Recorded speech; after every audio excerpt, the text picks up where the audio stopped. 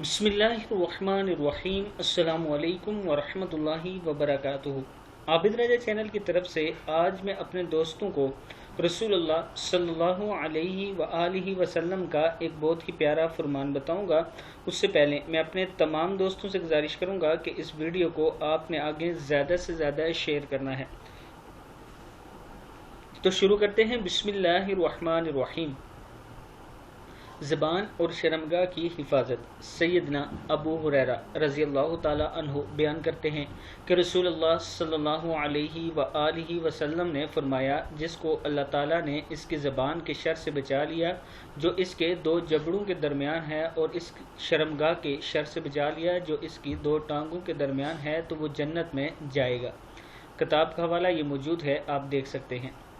यानी आप अपनी ज़बान की हिफाजत किया करें, इसके शर से बचा करें, और जो शर्मगाह है इसके शर से बचा करें, और अल्लाह ताला की पनाह मांगा करें।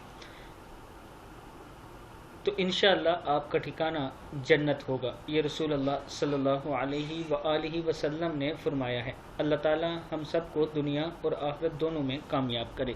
इस वीडियो को आपने आगे ज़रूर शेयर करना है।